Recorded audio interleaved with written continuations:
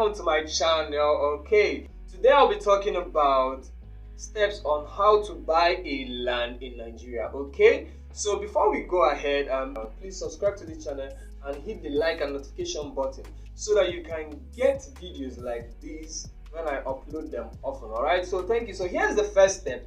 The number one on my list is what I call budget and location. Okay, so budget and location. Before you do anything in life, you must have a budget for it, I believe. Okay, so when you want to buy a land, you must determine, okay, I have 3 million naira, 1 million naira set aside for a land. This will determine the location where you should be looking for lands to buy. All right, so like in Enugu State, there is an area, the main town is the Independence Layout. This houses the government house and many other offices. Alright, then we have New Haven. These are the major cities of Enugu State. Okay, so it might be difficult to find a land of 1 million naira, 2 million naira, or even 5 million naira. Alright, so when you now have a budget of 2 million naira to 5 million naira, you now have to step aside, shift from the main town a little bit. Like you now go to Emene, Ababa, alright, so in these areas you can now get a land, or maybe Nika as well, you can now see a land that is close to your budget. Alright, so this is what I mean by budget and allocation. Okay, so like right now there is a land we are currently selling in Emene, a 500 square meter for 5 million naira promo price. Okay, this promo ends at the end of this month, August 2022. So by 1st September the price increases to 7 million naira. So if you're interested, please let me know. Okay, so this land, the name of the estate is called Graceland Estate. So this is one of the lands that is on selling right now in Emene, just behind NNPC Depot. So back to what I was talking about, budget and location. That is the number one on the list. Okay, so number two is to request for the landowner's document. All right, so you need to find out what documents do you have to prove that you are the owner of this land. Okay, so here are the types of documents you can see. One we call C of O, which is certificate of occupancy. This gives you the certification, the right to live, to become the owner of this land, to do whatever you wish to do on that land of yours. Okay, so the next one is what we call survey plan. All right, so you need to ask the survey plan of the land. All right, this is another document that you should also request for. Then tax clearance. Okay, tax clearance. When you're dealing with a real estate company, please ask for a tax clearance. This will help you to know whether they are really a genuine company or scam. All right, so you need to ask for the tax clearance certificate. So another one is what we call deed of assignment. Okay, so a land that has a C of O cannot have another C of O on it. So what you will get is a deed of assignment and government's consent. So step number 3 is verification of landowner's document. Okay, so sometimes they can bring fake documents to you, so you need to verify whether this document is authentic. All right, so what you do is you employ the services of a professional commercial lawyer or a registered surveyor to go to the land registry to make research to find out whether these documents are authentic. Okay, so also for the survey plan to find out whether these lands are lands that have already been committed for a government project or free land, so that you don't enter into any issue. Okay, so the next step, number 4, is ask questions as much as possible. Ask questions. All right, so you need to ask, why is the owner of this land selling it? You need to know why the owner of the land is selling it. So if it's a land that has a court case on it, the owner of the land might decide to sell the land off to you so that you can inherit the problem while he or her will escape from the issue. Okay, whether the land is bad or whether it's waterlogged, or you need to find out. Ask questions. Any agent that doesn't allow you to ask as much questions as you want, or is apprehensive when you ask so much questions, please try as much as possible to end your deal with that agent. Because of course, if you want to buy a product, whatever you want to buy, you need to ask questions to find out whether what you are buying is actually good for you. So the next in line is what I call inspection of the land. So you need to do a land inspection. Please, it is very vital. So inspection can either be physically or virtually for those of us living abroad. Okay, so you have to request for an inspection to see the land, to know whether what the agent or the marketer or whoever that is trying to market the land to you is saying is actually true. Okay, sometimes they can sugarcoat these things. You need to find out whether you really like the land on it. Okay, so you have to check for the markings. What are the, is it close to market? Does it have a good road network? Are there banks to it? What are the advantages of living in that place? Okay, because you're going to live in this land, not the marketer. So you need to find out whether it suits your need. Okay, or you can ask for your relative in Nigeria to also go as a witness. Okay, this is another way you can use to know land scammers. All right, the next step is payment documentation. Please document your payment. It is very important. So whenever you want to make payment for a land or property, please pay through a bank. Do not pay through ATM or USSD transfer, because you will not have a receipt to prove that you made this payment. So please pay through a bank, or you pay through mobile app transfer.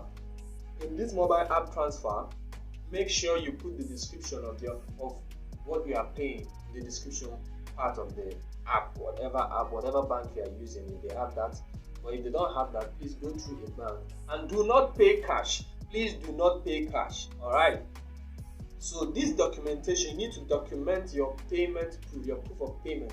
This is very important, so that you will not have any issue whereby you are meeting the real estate owner or the landowner, and the person is saying, where's the proof of payment that shows that you actually make this payment, and you cannot provide any. All right, so it's very important. So the next in my list is what I call the onile, or what we call the land grabbers, or the indigenous of this land. So when you are buying from a landowner, have to bear in mind that you will get in contact with these guys. When you want to build on your land. Okay, so these are the people that will come and say, we are the owners of this land, we are the indigenous, we are the real community members of this land, so you have to settle us before you build on this land. So you need to be careful of these people. All right, then also they can also be land grabbers that will sell fake land to you. Like we have the onile are like the local agents, or maybe the community members, or a family land, maybe the first son selling the land to you without the knowledge of the family. All right, so you need to be careful of these guys. Okay, because they can be armed and dangerous. All right, so next in my list is what we call the additional cost. They are additional costs, just like when you want to buy a car. When you want to buy a car, you make payment for the car, you get the car, you get receipt, proof of payment. All right, so now you have to go and make the papers for the car. The same thing goes in land. When you buy a land, you have to register the land with the government, as it is required by the government. When you buy a land, you have to register it. So there are additional costs like survey plan. When you buy a land, you must pay for the survey plan. That is as getting the services of a registered surveyor to survey the land for you. And then there are legal and agency fees. Okay, so these are the fees paid for the legal practitioners that will be involved in the land payment process. Okay, and then the agency fee, you also have to make payment for these. All right, then the cost of registering your documents in the offices. Okay, so when you go to the office, let's say a surveyor collects the money for his work. When he's done, to go and register it in the office land registry, you have to make some payment for the fees that they require in the office. Okay, so you have to also consider this. All right, so here are just a few additional costs that you have to pay after you have paid for your land. All right, so there's also what we call deed of assignment. So there are a lot of them. I made a video concerning this. I'll drop the link on the description so that you can check through it. All right, so the next in line is troubled land. You have to avoid troubled land. All right, land that have issues, be careful, ask questions. This is why it's very important to ask questions. You do not need to buy a land that has trouble on it. It's going to be difficult for you. It's going to be hard for you.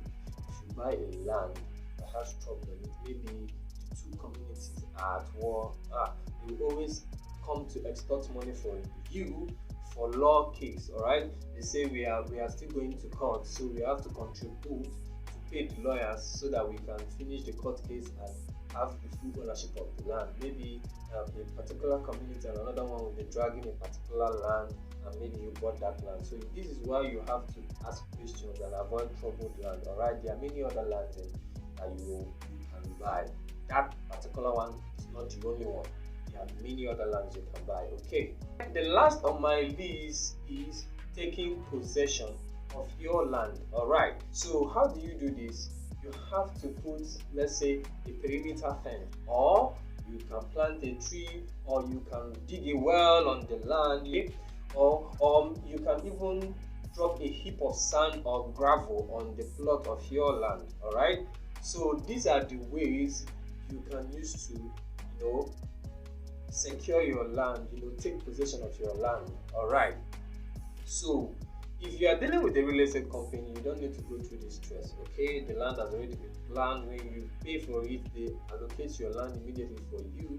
There are some documents you get, like physical allocation. Once you make payment, you get a contract of sale, then your physical allocation, then your receipt of payment, then you get your allocation, provisional allocation letters. So these are some of the things, advantages of dealing with the real estate company. So I missed a particular point in the additional cost, which is called the development fee. If you are dealing with the real estate company, you have to pay for the development fee. Just like I said previously, link on the video where I talked about it is on the description below.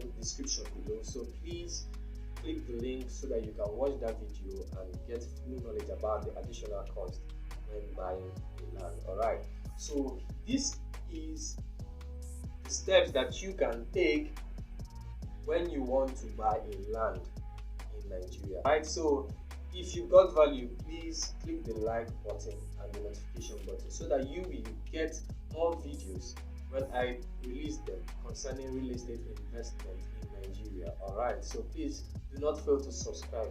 Please subscribe, okay, so that you can always get this notification.